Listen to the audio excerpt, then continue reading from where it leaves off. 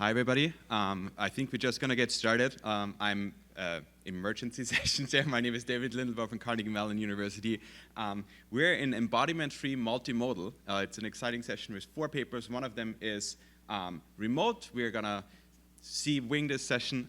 The first talk is Virtual Crowds Rheology, Evaluating the Effects of Character Representation on User Locomotion in Crowds. The presenter is Jordan Martin. With that, take it away. Thank you. Hello everyone, I'm Jordan Martin and I will be presenting our paper evaluating the effect of character representation on user locomotion in crowds. This work was done in partnership with Virtus INRIA's research team and Paris Police Department. Crowds are everywhere, in the subway, at concerts, stadiums, streets or demonstrations, but they create a few issues. There may be accidents that may cause injuries. We can have security issues leading to massive unsafe bottlenecks or overcrowding that might tamper with the event experience.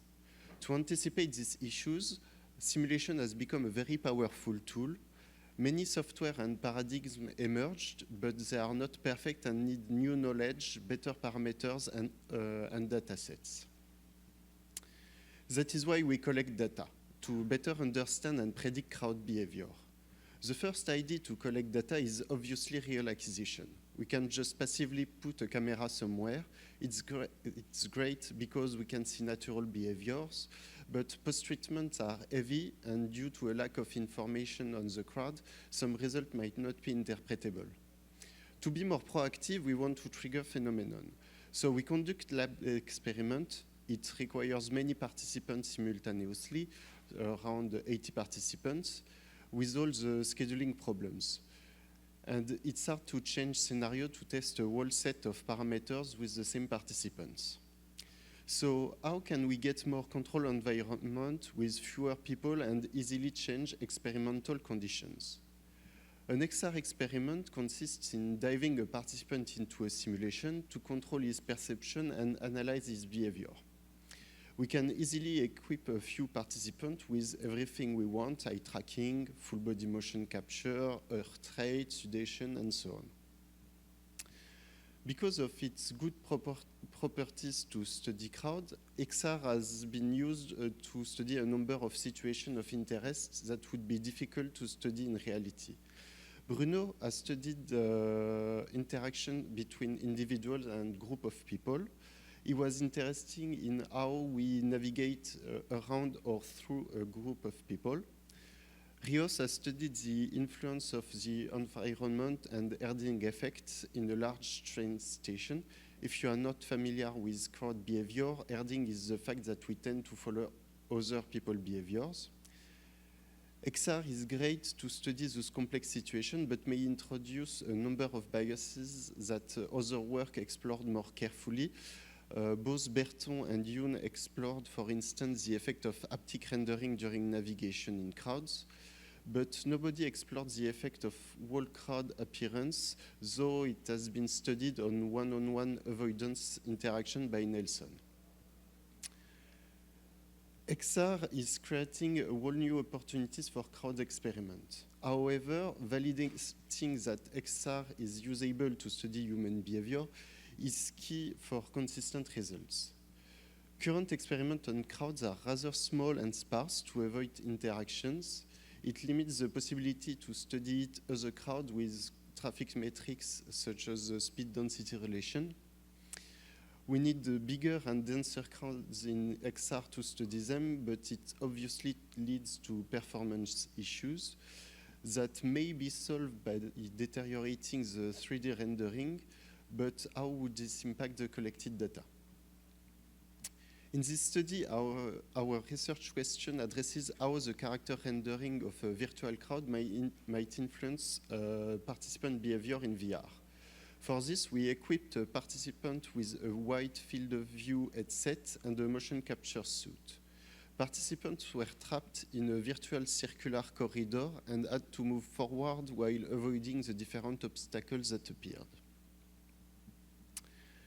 Humans do not behave the same way around objects and people, being more careful to avoid physical contacts with other humans. Thus, realistic agents in VR should induce more caution. We expect to see consistent speed-density relation as with crowd flow, but the decrease should be faster amongst more realistic agents. Participants should do more effort in avoiding obstacles and observing their surroundings, and the local navigation choices should be impacted by the graphical representation. To check this hypothesis, we need different levels of rendering. We took an englobing cylinder for the utmost simplification, a puppet for anthropomorphism, and the realistic characters. To study the speed-density relation with discretized density while leaving space for participants to avoid obstacles. And since orientation has an effect on proxemics, we oriented them randomly or along participant walking directions. This resulted in 42 half-room per participant for 26 participants. To test our hypothesis, we need a few parameters.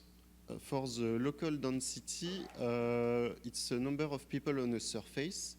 For each trial, we compute a Voronoi diagram, including the participant in red, on the surface of his Voronoi cell. The local density then become 1, the participant, on the surface of his Voronoi cell.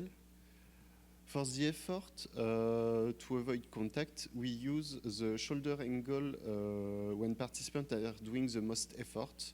So we take a participant pass and use a Delaunay triangulation. By intersecting them, we know when participants walked between them. We can then look at the angle between the shoulder and the Delaunay segments to measure the effort made by the participant. Finally, we need to know how similar two passes are. So we take a second participant and we intersect them again to know which triangle were used by each participant. To compare the two sets, we use a dissimilarity coefficient, which gives us a percentage of similarity between the two paths. So for our first hypothesis, it's the speed density conservation. First, by looking at the speed density, we want to replicate a fundamental diagram that shows a decrease in speed when the density increases. For this, we take the speed and local density at each time for each participant. This gives us one distribution by rendering types, and we use linear regression to compare them.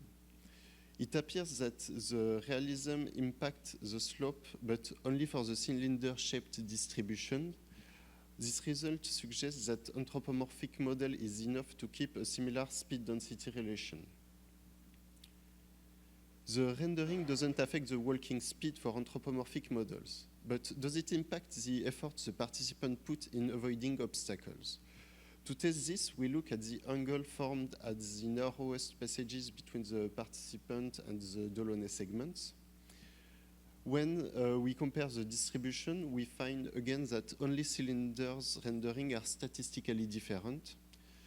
Shoulder angles are also similar for anthropomorphic models, justifying that we can simplify the model used for crowd in VR. So body movements are similar, but what about the visual cues used by the participant? We decided to study how much the participants were lowering their heads depending on the density. We took the head tilt angle and local density to do the same analysis as the speed-density relation. Looking both at the intercepts and slopes, all rendering are significantly different. When increasing the realism level, people tend to look more upward. Since participants did not take similar cues, does this affect their navigation? We compute a percentage of similarity between two paths. We can apply it to trials to assess the consistency of the path between participants. And when we sort it by rendering type, we see significant differences between all the rendering. With more realistic characters, participants tend to take the same path. To conclude, the level of realism does not change the speed density distribution for anthropomorphic models, partially validating our first hypothesis. For the impact on body movements, it is partially validated for the shoulder angle for the same reason, but the hypothesis is validated for the L-tilt angle. As for local navigation, the realism affects the choices, validating the third hypothesis. When we can, realistic models are the best. If needed, we can simplify the anthropomorphic 3D models for speed and shoulder movements. Unfortunately, head tilt angles and paths require more realistic models as they are more impacted by visual cues.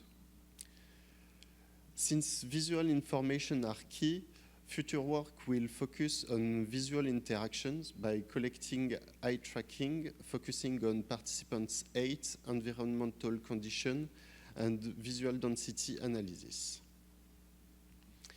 Thank you. If you have any questions. All right, thank you very much. We have time for a couple of questions. There's one in the back, and 1, 2. Please start with stating your name and affiliation. Hello, I'm Jian Park from Korea University. Thank you for the great presentation. It's really interesting research. I just want to give some question about is the cylinder and other model space occupation is equal? Because like human body 3D model is more like oval shaped. So I just wonder that other like path changes or like angle of the shoulder might be affected by those spatial differences. Yeah. That's a very interesting question. Yes, for the experiment, we used 30 different realistic models, and we resized a puppet and a cylinder model to fit all the 30 different sizes.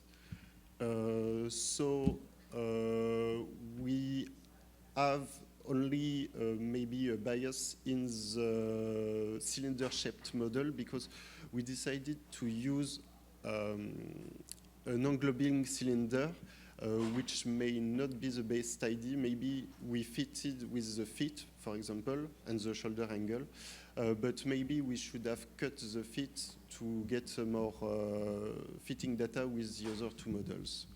We don't exactly know the effect of the way we did the englobing cylinders. Okay, thank you. Right, while we go to the next question, the next presenter can already set up. Hi, I'm Yusra. Thank you so much for your talk.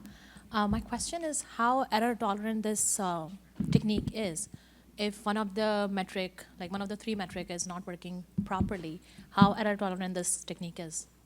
So, sorry, can you repeat? I didn't. So you have 3 metrics, and if one of them has error, and which can happen, how error tolerant that is? Did you run some ablation studies or something to clarify that? I still didn't catch your question, sorry. So you have 3 for metrics. the plane. Yeah, so you have 3 metrics here. Yes. And let's say one of them is faulty for whatever reason, like Yes. you didn't get the clear measurement. Would your technique would still apply? Would you be still able to correlate the things that you're correlating right now? I think our metrics still apply because we checked our data and used smoothing methods for the speed and the shoulder angle. And we cleaned the part where the data were not properly detected because we had a 10x10 room and sometimes the tracking of the headset was off, leading the data to be a little bit corrupted. But we checked the data, and I think it still fits because we can recompose all the tracking of the people, the participants. Thank you. All right, we're going to switch presenter. Let's give Jordan another hand. Thank you very much. Going to switch presenter and session chair. Yes, I will be emergency session number 2. Our second presentation will be about hearing. First, our third-person hearing, a controlled evaluation of auditory perspective on embodiment and sound localization performance. And the presentation will be given by Yifei. Thank you. Lovely. Thank you very much for the introduction. So in this talk, I will be presenting our work examining the experience of first or third person hearing in virtual reality. This work was done in collaboration with Laurie Heller, Stacey Cho, and David Lindlbauer at Carnegie Mellon University. In summary, we contribute the results of an empirical study on the effect of auditory perspective on user embodiment and sound localization performance. So virtual reality enables a variety of experiences beyond what is possible in the physical world, from embodying identities that are different from ourselves to experiencing physically implausible scenarios. Among these affordances, virtual reality provides flexibility around what perspective one adopts when interacting with the virtual world. For instance, users can interact from a first person's perspective, engaging with the virtual environment through the point of view of their avatar.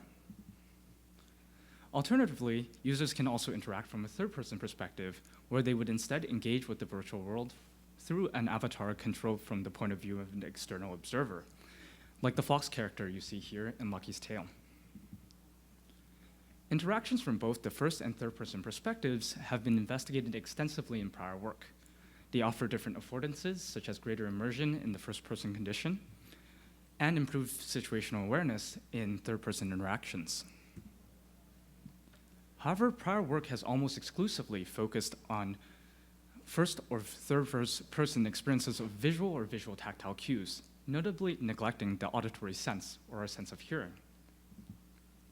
Therefore, in this work, we investigate the following question: how do different auditory perspectives affect people's experiences in virtual reality?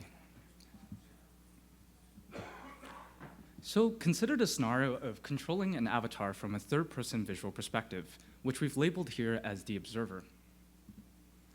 In this case, the question we're interested in is effectively if there is a sound source on the side of the avatar. Should it be heard from the avatar's perspective or the observer's perspective? If we align the auditory perspective with that of the avatars, which would be equivalent to a first-person auditory perspective, then the user will hear the sound as coming directly from their right side.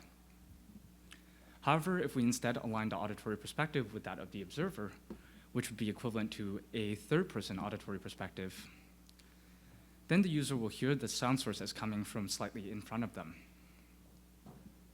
So which auditory perspective should we use? To further complicate things, let's visit our Lucky's Tale example. Notice how in this snippet, contrary to what we've shown so far, the observer's viewpoint is not always aligned with that of the avatar.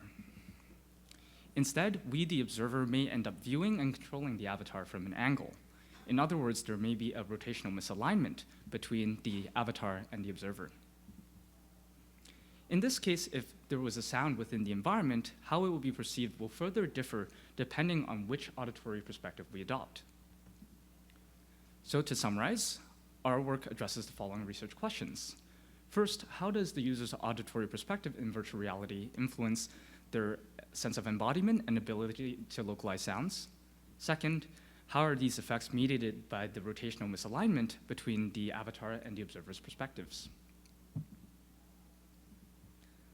So for our experiment, we recruited 24 participants. They performed a sound localization task under conditions where we varied the perspective and rotation.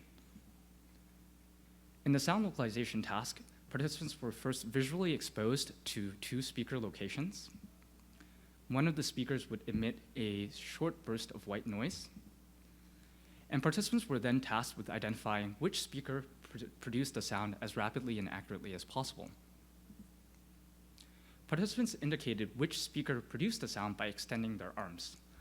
In this example, since the sound came from the rightmost speaker relative to the avatar, the participant correctly identified this to be the case by extending the right arm to the side. In each trial, pairs of speakers are placed in 2 of 4 possible locations relative to the virtual avatar. Again, participants had to make a relative judgment of whether the sound came from the leftmost or the rightmost speaker. Participants performed this localization task under conditions where we varied the perspective and rotation. The first variable we manipulated was the perspective, and the main manipulation is what you see here. In the first condition, which we refer to as the first-person audio and first-person visual perspective condition, participants both saw and heard from the avatar's perspective. This perspective is what is most commonly used within virtual reality applications today. In the second condition, which we refer to as the third-person audio and third-person visual perspective condition, the participants controlled an avatar from the point of view of an external observer. They both viewed and heard the contents of the scene from this third-person observer's perspective. Lastly, in the first-person audio and third-person visual perspective condition, participants viewed the scene from the point of view of an external observer, but their hearing was set to that of the avatar. So they're hearing from the avatar's perspective while viewing the scene from the external observer. So in addition to perspective, the second variable we manipulated was the rotation between the avatar and the observer. So one thing to note about the conditions I just demonstrated is that across these conditions, the observer is always directly behind the avatar so far. But as I had demonstrated earlier in this presentation, the avatar can also be viewed at from an angle. Therefore, in our study, we also explore whether introducing such a rotation influences participants' perceived sense of embodiment and localization performance. Specifically, in addition to perspective, we investigate the effect of a 0-degree versus a 30-degree rotation. In total, participants performed the sound localization task in 9 conditions. In addition to the conditions I just walked through, we introduced several control conditions to control for the sound localization task difficulty. So please check our paper for details on the rationale behind the control conditions. For our experiment, the visual stimuli was delivered through a MetaQuest 3, and the auditory stimuli was delivered through a pair of professional studio-grade headphones. The virtual environment was implemented in Unity, and the audio was rendered using the MetaXR audio SDK. I'd now like to highlight some of our main results. Let's begin by looking at the effect of the auditory perspective on embodiment. So this graph on this slide presents the participants' ratings for various conditions on the iOS or inclusion of other in the self scale. We use this measure as a proxy measure of the subjective experience of self-avatar merging. The graph currently shows 4 third-person visual perspective conditions, or conditions where the user sees from the point of view of an external observer. And in 2 of these conditions, the user hears from the point of view of an external observer, while in the other 2, the user is hearing from the first person's perspective, meaning they hear from the point of view of the avatar. When there's no rotation between the avatar and the observer, aligning the audio with the avatar yields a slightly higher, though insignificant iOS rating. However, when a rotation is introduced, this difference becomes significant. In other words, aligning the auditory perspective with the avatar may increase the subjective experience of self-avatar merging, especially when there's a rotation between the avatar and the observer.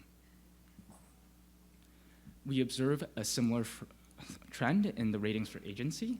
Again, aligning the auditory perspective with the avatar increased a sense of agency when there's a rotational misalignment between the avatar and the observer. Overall, the results so far suggest that auditory perspective in fact does influence embodiment. More specifically, aligning the auditory perspective with the avatar can increase self-avatar merging and agency, especially when there's a rotational misalignment between the avatar and the observer. Let's now look at how the effect of the auditory perspective compares to the effect of the visual perspective. The graph here shows the total embodiment score, which ranges from -3 to 3. The left gray bar here represents the first-person visual perspective condition, whereas the other 4 bars represent third-person visual perspective conditions. The main thing I want you to make note of here is how much larger the difference in embodiment is between the visual perspective conditions versus the auditory perspective conditions. Overall, this suggests that the effect of the auditory perspective is minor compared to the visual perspective. Lastly, in terms of localization performance, we see that participants are faster in the first-person audio condition versus the third-person audio condition without additional errors. This indicates that the sound localization turned out to be more difficult in the third-person audio conditions. The main takeaway here is that the audio perspective, of course, also influences the localization performance. Considering these results, it is important to make note of a few limitations of our work. Most importantly, our experiment was intentionally designed to be highly controlled, especially in terms of task difficulty, visual access to targets, response approach, and these variables, however, may all affect embodiment and localization performance. For instance, our study was designed such that all the speakers are always visually accessible to account for distortions due to the ventriloquism effect. But in virtual reality experiences, audio cues can often come from out of your field of view, so follow-up work should explore how these situations also affect embodiment and localization ability.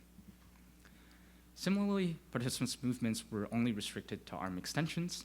This is not reflective, of course, of virtual reality experiences overall, so looking at the effects of auditory perspective in less controlled environments may also be good follow-up work. So to conclude, I would like to leave you off with some potential implications of these results. So when designing for third-person experiences for either gaming or robotic teleoperation, aligning the user's hearing with the avatar may increase the self-avatar merging and sense of agency. This perspective choice, however, may also impact localization performance. So if it turns out that the third-person audio perspective is needed to ensure a high localization performance, since the effect of auditory perspective is minor compared to the visual perspective, setting the auditory perspective to the third person may also be acceptable. So before we conclude, I would like to note that we have additional work we'll be presenting at 2:30 today in the audiovisual session in Saloon D, so this room. This will be presented by my co-author, Muzo Wu, who is also looking for PhD positions. So if you're looking for students, please reach out.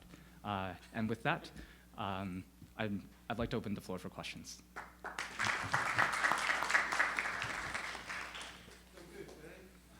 Session is 5 minutes late, but the talk is on time. So we have 3 minutes for question. Yeah, I'm sorry. I couldn't overcome the jet lag, so I'm late. But I think it's a very interesting study. So any questions? Yeah.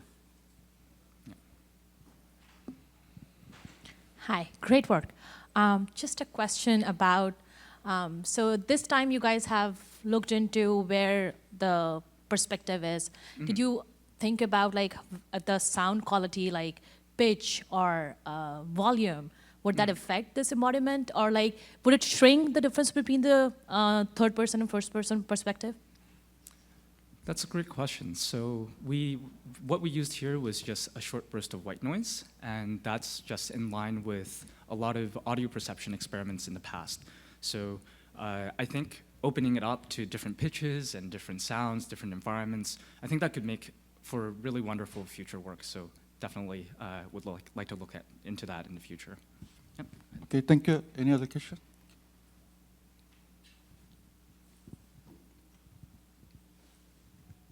Hi, yeah, thanks for the interesting presentation. Maybe just a short question. Have you considered also maybe involving a couple of more people in there, right? I think especially when you have multi-user VR, AR, then it becomes important, right, to actually understand who is talking at which point in time. And I think there it could also play a major role, whether you have an outside perspective or an inside perspective. Mm-hmm. Are you thinking about maybe investigating this as well? You should come to our talk at 2:30, where that is a potential application scenario.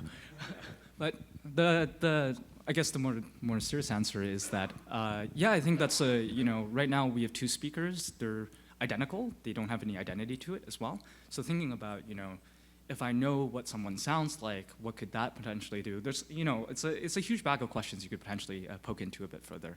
So thanks for the suggestion as well. Okay, I have actually one question. So yep. I think you, in my understanding correctly, you use HLTF for audio part. So in third person perspective, when avatar changed their orientations, how about the observers? They also changed their orientation, because I think HLTF is related with the head positions. So yeah, so in So I will talk through the two audio conditions here. So if you were using, in that case, imagine if there is a rotated avatar. Let me see if I can find that slide. Sorry, there's probably a more efficient way of doing this. Yes, here it is. Okay, so in this case, if you were to adopt a first person's perspective, you'll be using the HRTF and the audio perspective of the first person here. But if we were to go with the third person perspective, we don't rotate the person's head, so it will just be the point of view set to the observer's perspective, assuming that their head location is there. So I think, yes, that's how we're calculating the audio on both channels of the headphones. Okay, yeah, thank you. And thank you again for the presenter. Okay, next to move to the next papers. VibroArm, enhancing the sensation of forearm deformation in virtual reality using Vibrotactile funneling illusion. The presenter will be Laurie. Okay.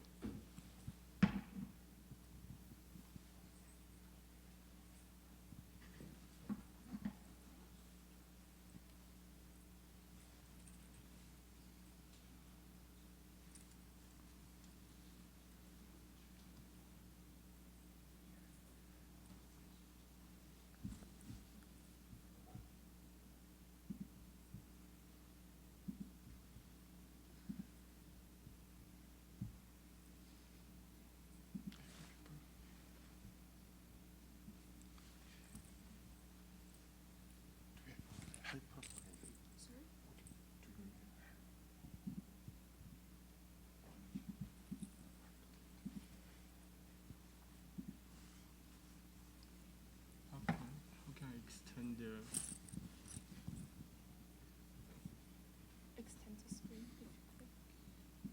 Okay, it's moving.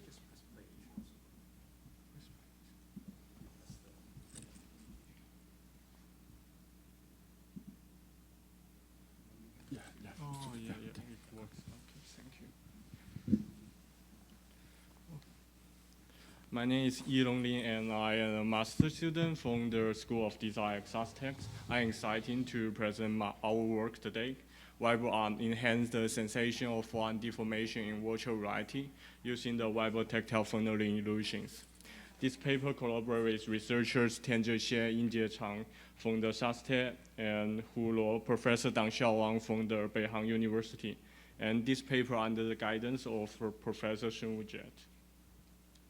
First of all, let's imagine we are playing as a Rubberman in a VR game, such as the 1P Luffy's of the Fantastic Force Rubberman. However, with only a VR controllers, we may have difficulty feeling that our forearms are really deformed like the rubbers. Well, this may be caused when we use the controller to control the deformation of the virtual forearms. Our physical forearm remains stationary, and we cannot feel the perceptual change that the deformed forearms bring to us. Turning into these backgrounds, our operation is anchored in the fields of virtual reality, which seek to manipulate the body ownership and the forearm deformation illusions. So in peer research, elastic arm used the passive haptic feedback to enhance the deformed arm interactions. And the Gangang shooting used weight shifting and skin stretching to induce a sense of arm elongating, and a very long arm illusion investigates the relationship between the body ownership and the percentage of the arm elongating. So when your forearm gets longer, what kind of perceptual change you may perceive? You may feel a change in the center of weight of your forearm with the weight shift more to the outside. Or you may feel the stretching of the skin on your forearms. So the Gangang shooting had capitalized on this perceptual change you may feel by design skin stretching and weight shifting mechanisms. And then in the later research on deformation, their use study demonstrated that skin stretching using only 2 contact points also effective in inducing the arm deformation illusion even without the weight shiftings. However, current haptic feedback mechanisms, such as those used in the Gangang shooting and the deformations, primarily rely on the skin stretching or the weight shifting. While these methods are effective, they carry inherent drawbacks like excessive blocks and complex setups, which can hinder the nature, interaction, and immersions in virtual realities.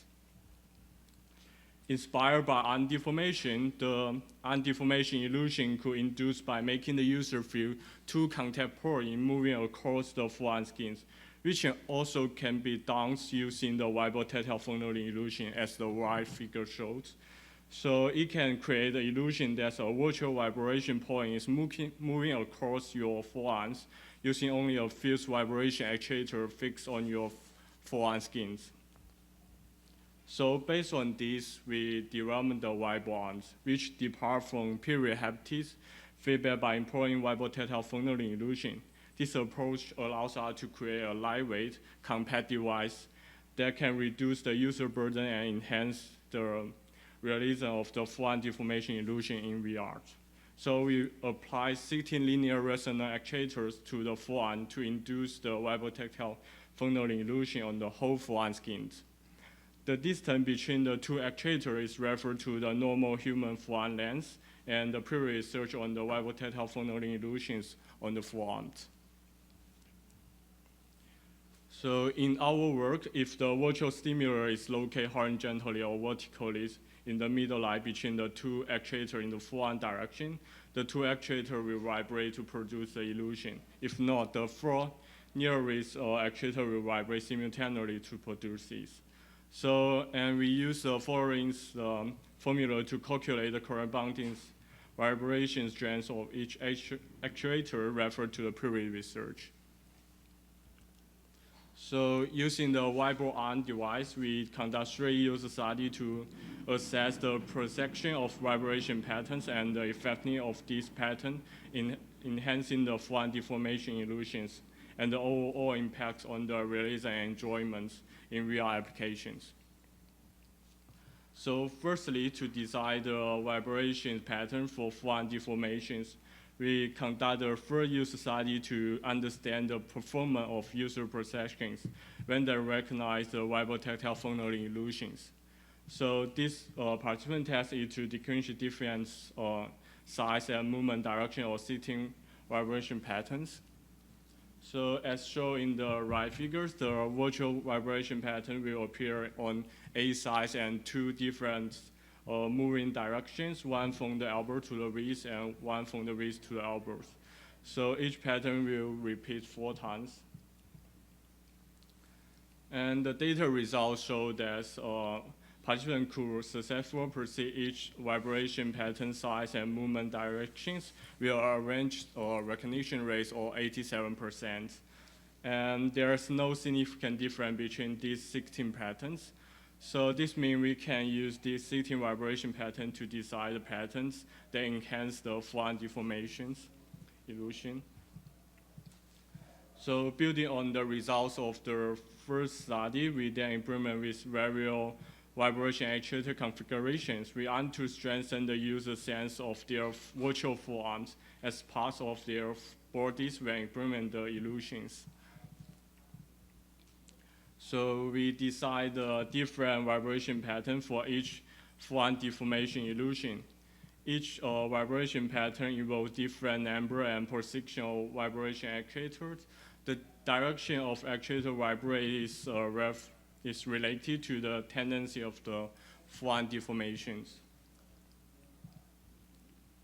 Following the previous research, we asked the users to answer these 7 questions related to the embodiment after each trial. The 7 questions assess the embodiment from different aspects. So we used the formulas to calculate the embodiment scores, and the participants need to implement each pattern 3 times. As the result shows, for vibration actuator lines and the entire vibration trajectory are significantly better than other conditions. So we suggest that vibrating 4 sides of the actuator simultaneously, which are patterns S41 and E41 to enhance the forearm elongating and shortening, and using the entire vibration strategies, which are pattern B1 to enhance the illusion of forearm bendings. Lastly, our realism and enjoyment study demonstrates the applications of our device. We demonstrate application, rock climbing, bowling ball, and chain strikes, and left the participant improvement then in two conditions, visual only and visual plus haptics. After each application and condition, participants need to rate their perceived realism and enjoyment. As the result shows, our system significantly improved the realism and enjoyment of the user VR improvements, and the participants also give the perceptive comments on their improvement. For example, one participant say that in the visual plus haptic condition, it can clearly feel the sensations of one elongating and feel more live rather than like watching a video. So lastly, our work still has several like drawbacks. First of all, compared to Ganggang shooting and arm deformation, the VibroArm cannot provide static force feedback. So like when the user virtual forearm maintains a constant level of deformation, Ganggang shooting still can provide strong haptic feedback through skin stretching and weight shifting, but our device cannot. And the relative position between each actuator change when the user wrist is rotates. So this is not taken into account into our studies. And as a improvement prototype, our device still use the cable for power and command transfers, which may impact the user's mobilities. So in conclusions, our work contribute to 3 points. We proved the user can decrease 16 vibration patterns on different sides of the forearms. And we suggest using force vibration actuator lines and the entire vibration strategies to enhance the body illusion during the forearm, enhance the body ownership during the forearm deformations. And we demonstrate 3 possible application scenarios that shows how designers can utilize these properties of our device in VR. So for more details, please refer to our paper. Thank you for your listening. Okay, thank you. So, any questions? Yeah. Thank you. Great talk, by the way. Can you tell me a little bit about, did you test it on different arms, like left versus right? Were there any differences? Actually, in ours, thank you for your question. Actually, in our paper, we just put the device on the dominant arm, so we didn't take account to 2 arms. So maybe. Yeah, I'm just asking because I'm left-handed. I wonder how it would feel on a different arm, like if the dominant arm is different. And then my second question is, can you go over the embodiment score? Like, how did you come up with those? Actually, there's 7 questions is referred to the 2 papers. Okay. Here. Oh, perfect. Thank you. So it will assess 5 aspects. So like body ownership, agency, and locations, and like virtual stimulus, and let me see. I can see that. Thank you. Okay. Thank you. Any other questions?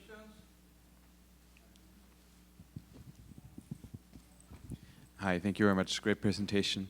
Can you talk about the influence of user motion on embodiment? I imagine if you have an elongated arm and the Vibrotactile, it is going to increase embodiment. But if you move your arm and then you see the elongation, there is already a lot of dynamics in this movement. So I wonder how many, if you really need that many actuators to get a high embodiment, or if just one single actuator that kind of produces a movement while I'm moving kind of is sufficient for like things like Gam or so. Okay. So actually thank you for your question again. Actually, so in our study, so we just left the user to move their arms whatever they want, because we didn't like decide the movement for the user to trigger the deformations. But actually, we are ongoing research to to decide the gesture for trigger the Forearm deformation. So we investigate difference, how the user can trigger the deformation more natural and more deform more reals. I have actually quick questions. I think it's very interesting studying. Did you consider cutaneous rabbit effect, by putting actuator on your arms instead of extending your arms? You may actually some rabbits moving on your arms. Sorry. So in the haptic research, one famous theory is if you put actuators on your arms and then you give signals one by one, then you feel some object is moving on your arms. So I'm wondering, in your case, instead of extending your arms, maybe some participants may feel some object is moving on your arms.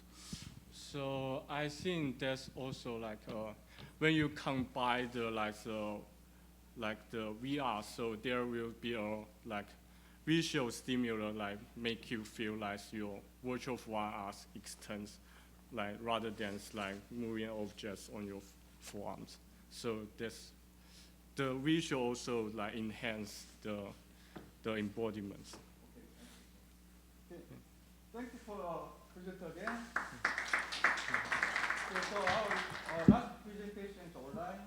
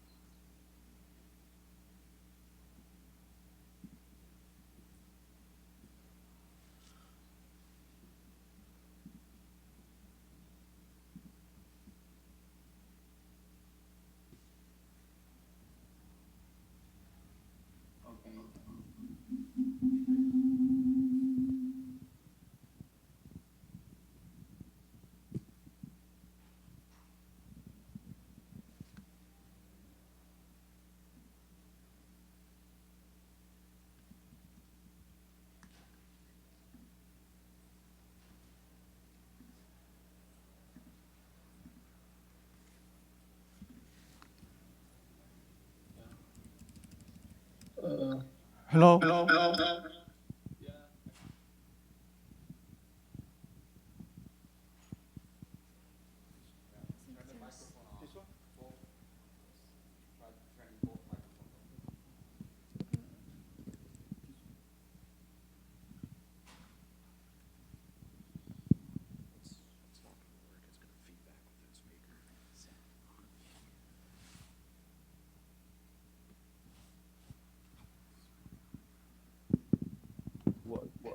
This features conference.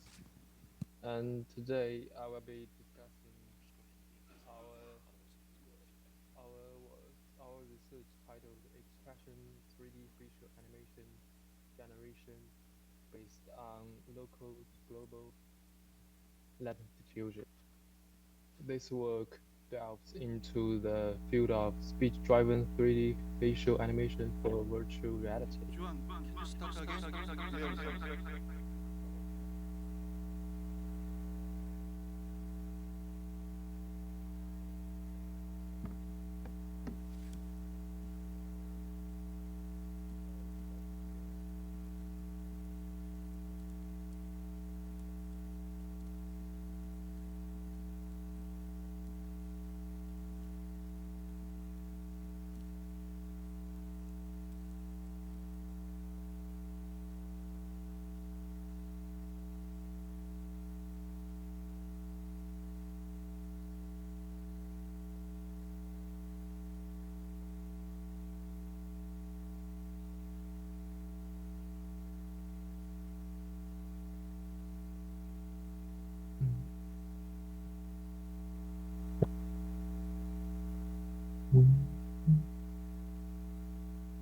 Yeah.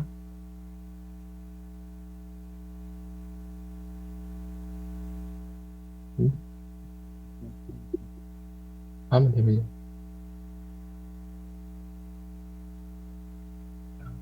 Oh, okay, okay.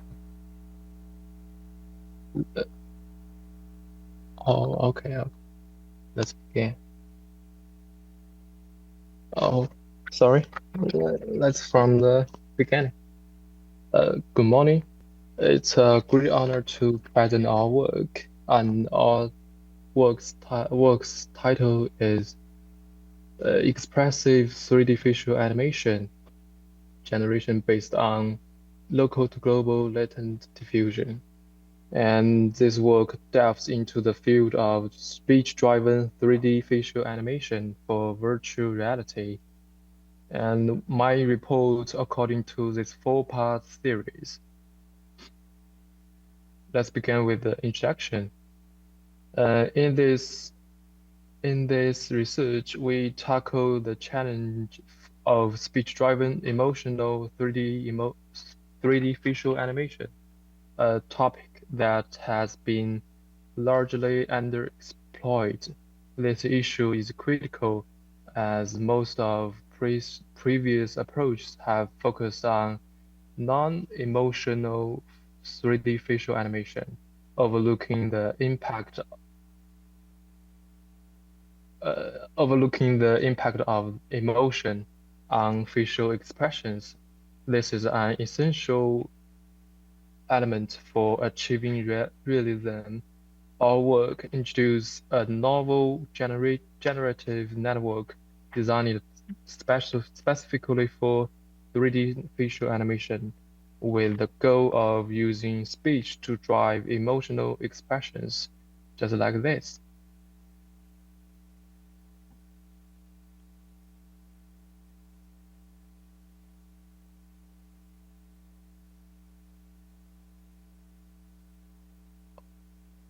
Okay, and several approaches have been proposed in prior work to address speech-driven visual animation. However, this method have notable limitations, such as their inability to generate emotional expressions and the difficulties in achieving seamless lip synchronization with facial expressions.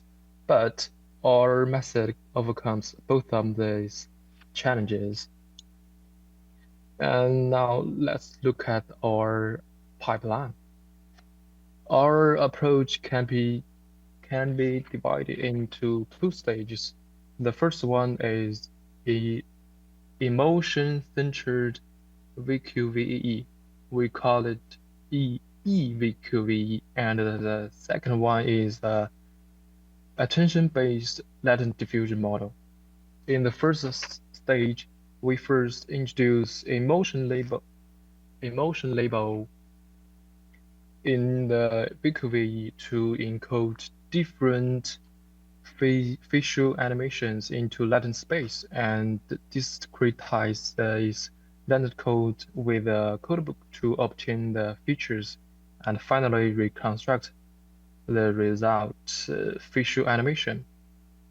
And the second stage is a latent diffusion model with a novel facial denoiser based on attention. We call it FDM.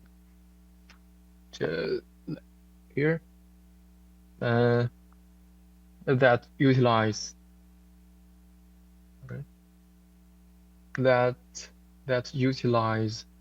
emotion label as the global guiding feature and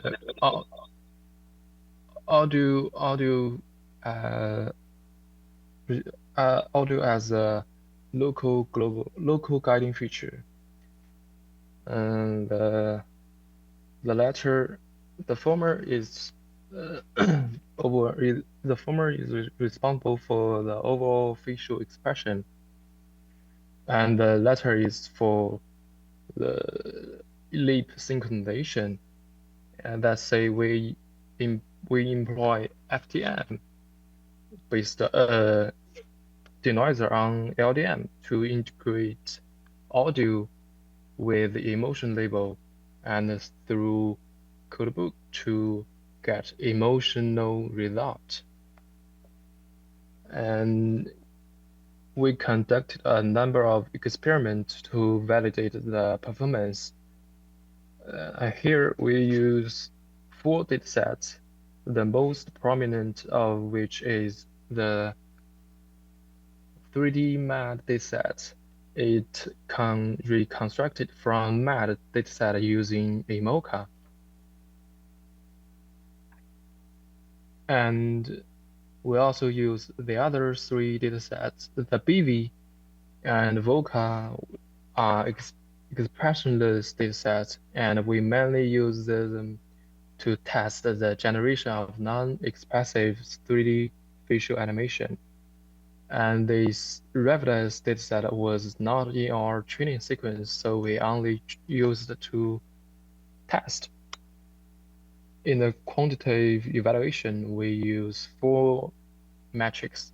LVE is to validate the lip synchronization, and FDD is to compute the similarity of the time series. EME is to calculate the accuracy of the facial expressions, and FV is to measure the accuracy of the whole face. And in this slide, we show the quantitative result. On the MAD dataset, we can outperform others to get the best result in lip synchronization as well as facial expression. And on the BV, we can obtain suboptimal performance. We also measure the computational cost of different networks. And this table, we can see that although our method is not the lowest computational cost, our method can achieve better real-time performance. What's more, our method can generate 3D facial animation with multiple expressions for the same audio.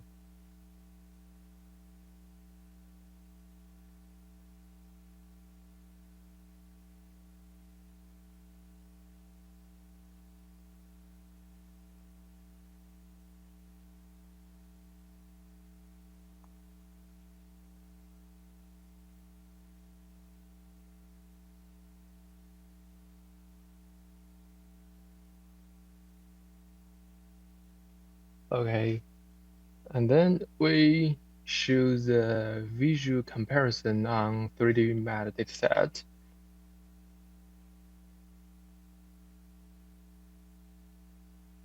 As we can see, their expression is angry, and this we can say they are happy.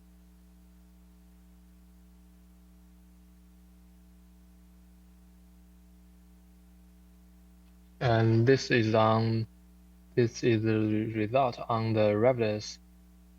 We use this dataset to demonstrate generalization, and their expression is discussed.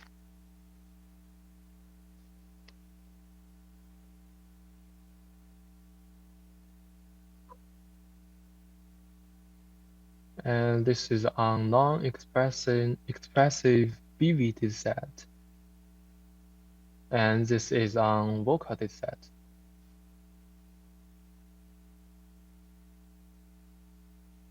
As we can see, our method can also achieve better results on non-emotional data.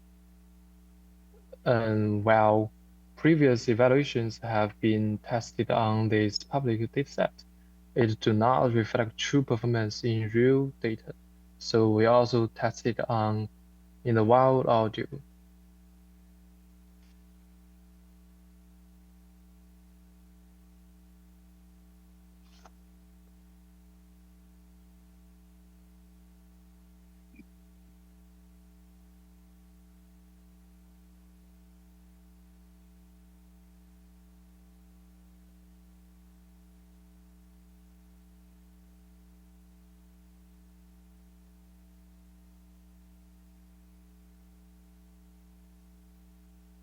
Okay. In summary, we present emotional centered. We could build a bridge between emotion data and facial animations. Besides integrating audio with emotion label using FDM denoiser in latent diffusion model to improve audio-visual alignment, making animation more realistic and expressive. Through extensive experiments on full datasets, it can be demonstrated that our approach achieves sorter results. And before end, I'd like to thank my co-authors for their contribution and the support from the National Natural Science Foundation of China. Over here are the references in our report. And we have open sourced all the code, the dataset, and evaluation metrics, all of which are available through this GitHub link. And I'm happy to get your feedback or stars. That's all my presentation.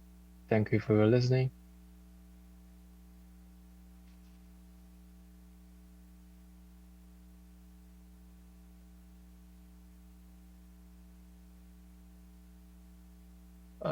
Okay, that's all. That's over. Okay, thank you, Jean.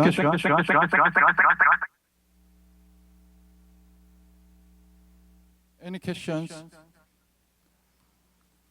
Cheng, can you go back to slide for podcast? Vocast. Oh, okay.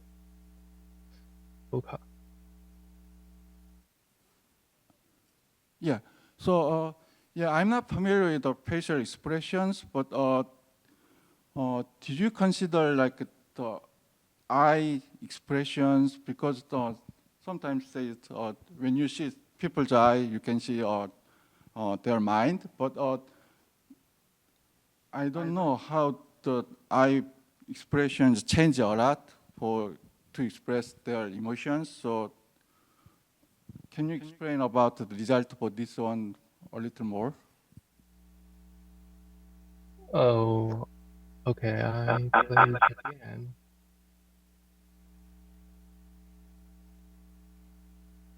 Oh, the eye, maybe the eyes movement maybe little, so it's not clear.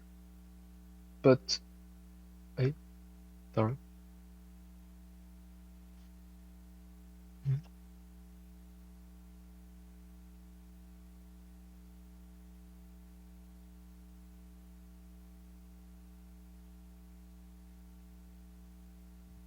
Oh yes, this difference may be small. Oh, that's my fault.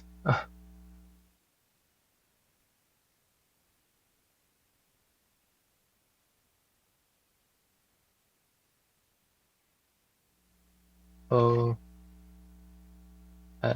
any question? Yeah, thank you. So I think we are time up. So thank you for your presentation again. Thank you. If you have a question, you can through the GitHub to ask us. We'll send more questions. Yeah. Okay, thank you for attending this section. So I think this is the end of the section. Okay, thank you for coming.